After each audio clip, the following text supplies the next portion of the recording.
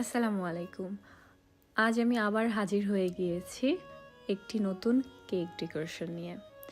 আজ আমি দেখাবো আমার আব্বু আম্মুর ম্যারেজ অ্যানিভার্সারির জন্য যে কেকটা বানিয়েছি তাই আমি শেয়ার করব।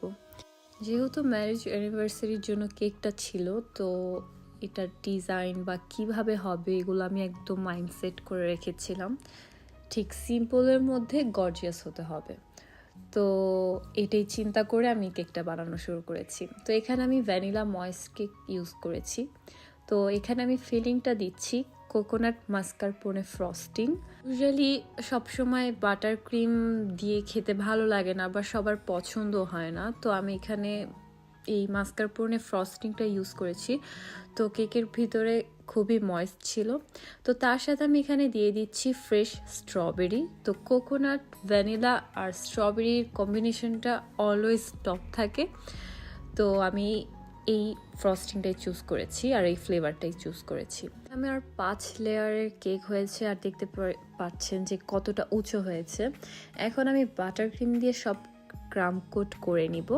আর এটা কিন্তু খুবই ইম্পর্টেন্ট, প্রত্যেক স্টেপের মেইন ইম্পর্টেন্ট হলো ক্রাম কোট করার পর আমি এটা সারা রাত ফ্রিজে রেখে দিয়েছিলাম। দেন আমি লাইট একটা পিচ কালার নিয়ে, যেটাকে বলা যায় নুড পিঙ্কও বলা যায়, সেই বাটার ক্রিম নিয়ে আমি পুরো কেকটা কভার করে নিয়েছি।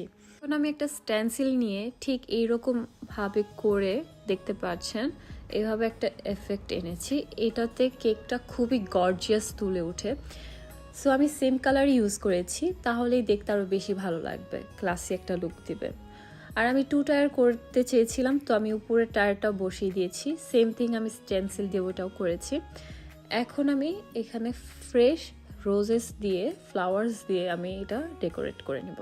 আর একটু লাক্সারি ক্লাসি লুক দেওয়ার জন্য, এলিগেন্ট লুক দেওয়ার জন্য আমি এখানে গোল্ড ফয়েল ইউজ করেছি। তো দেখতে খুবই ভালো লাগছে। আর এই পিচ কালার সাথে, একদম নিউড পিঙ্ক বা লাইট পিচ কালারের সাথে এই রোজেসের যে রেড কালারটা, ভাইব্রেন্ট কালারটা, কেকটা আরও বেশি ফুটে উঠছে। তো আমি এইভাবে এখন সব ফ্লাওয়ার দিয়ে দিচ্ছি। একটু কনফিউশনে ছিলাম যে কতগুলো ফ্লাওয়ার দিব বা কী, বাট কেকটা যত বড় হয়েছে আমি ভেবেছিলাম আরও অনেক ফ্লাওয়ার্স লাগবে, বাট যখন দিয়েছি অল্প কয়টাতেই কেকটা অনেক সুন্দরভাবে ফুটে উঠে আসছে। তো এখন আমি লাস্ট ফিনিশিং দিয়ে দিচ্ছি। তো এই তো এখন আমি এখানে হালকা রোজ গোল্ড গ্লিটার দিয়ে দিচ্ছি, তাহলে কেকটা যখন পিক তুলবো তখন দেখতে আরও ভালো লাগবে। তো রোজেসের উপর আমি হালকা গোল্ডেন ডাস্ট করে দিয়েছি, তাহলে একদম কেকের সাথে ম্যাচ হয়ে যাবে। এরপর আমার আম্মু আর পাপার ফার্স্ট নেম লেটারটা আমি এখানে দিয়ে দিয়েছি। তো এটা দেওয়াতে কেকের লুকটা টোটালি চেঞ্জ হয়ে গিয়েছে, একদম এলিগ্যান্ট আর ক্লাসি একটা লুক দিয়েছে। তো এই তো আজ আমার কেক, ওয়েডিং কেক যেটা বলতে পারেন, যেহেতু ম্যারেজ অ্যানিভার্সারির জন্য।